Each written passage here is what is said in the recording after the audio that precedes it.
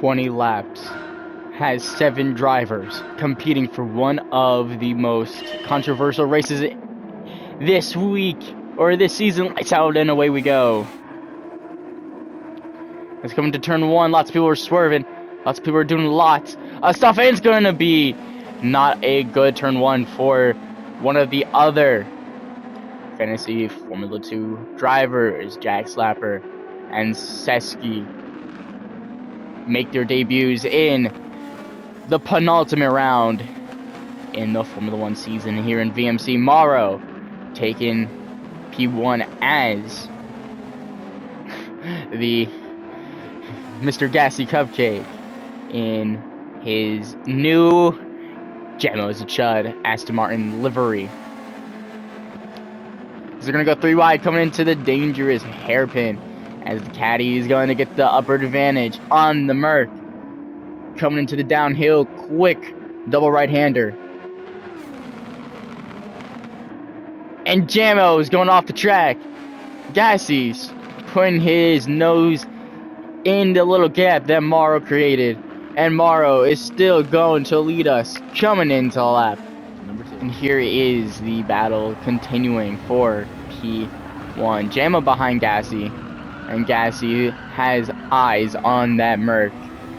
As not that much sponsors anymore. It's gonna be a spin, a horrible counter steer and correction by the race winner at Fuji, and he's gonna have to pick up the pieces and try to lock in. Here's what happened in the back with Gav in a 2024 Alpine livery. Oh my gosh! How is that not a retirement? I don't know. I believe he has Kimi Antonelli's helmet on as well. But jeez. I mean, at least he's still in the race, so that's fine. Gav trying to push as hard as he can to get the gap closer than ever. Oh, Morrow going off. And he's going to spin, almost giving a little kiss for that wall. And he's not going to be doing good. Seski making a good debut in the Haas for the penultimate round, as he may be returning for the final round in Abu Dhabi. And Gassy still looking really solid in the Jamos Chud special livery in the Aston, and off goes Seski. And here comes Jack, just flying on by. The Genesis Formula 2 driver is going to be in P4, trying to close the gap on the Aston Martin driver of Gassy, and Jamo is just gone. He is gone. No one's catching him.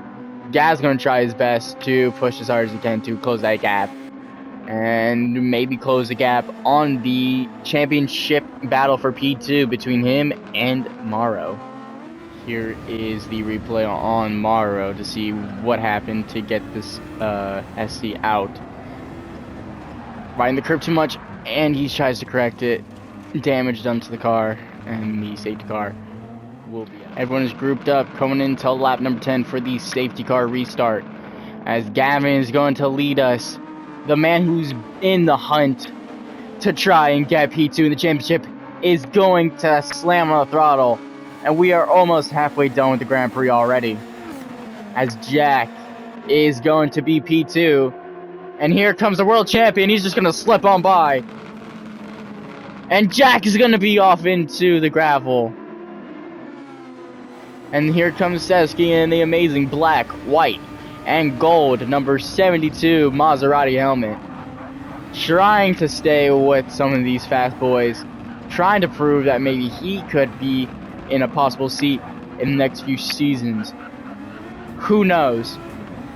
But I do know one thing: Gavin is hungry for this P2 finish, and he's hungry to get as much points as possible, because if he does win this, it will be him ahead of Morrow coming into the final round at Abu Dhabi, as obviously Morrow scored 20 points and Gav scored none. So if he does win this, he will be around 5 points or even less ahead of Morrow.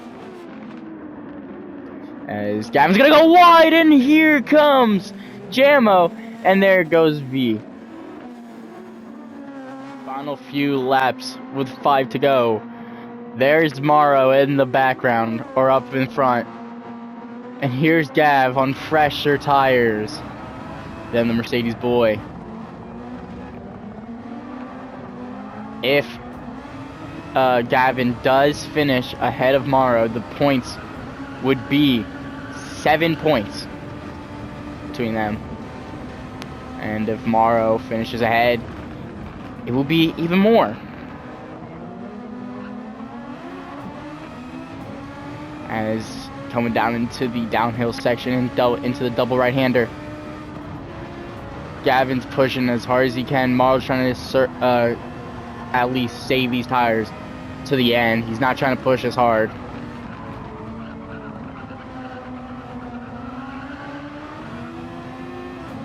Looks like Morrow's just not even racing that hard compared to Gav. And they're coming into the final corner. Gavin is going to try and push as hard as he can. He's going to dive into the pits. We've seen these boys fight for a while. We really have. But coming into the uphill hairpin, Gavin will be back ahead of Morrow. And into the downhill section, he's going to be leading the little battle that they have going on. And now it's all up to Morrow to try to score as many points as possible. He's trying to push as hard as he can with these worn out mediums. He really is. But it's not going to be enough, I don't think, as we're going to come into one final lap of racing to go. Gavin in the Alpine is going to be in P2 when they cross the line. And here we go, one final lap to decide who is going to be in P2 and what the points difference will be in this little battle for P2 in the championship between a Alpine and a Mercedes. Morrow's trying to look for something very cheeky. He's trying to stay with Gav, and obviously he tried to look into the inside right there, and he almost loses it. He's still pushing hard with these worn out mediums.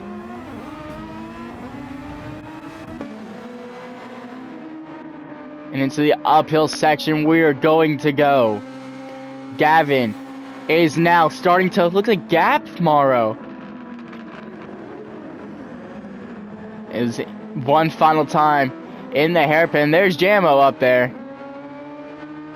Gavin, I think, has been the fastest all day. Give this man driver of the day. But here is Morrow. He's not giving up this. He's not giving this up.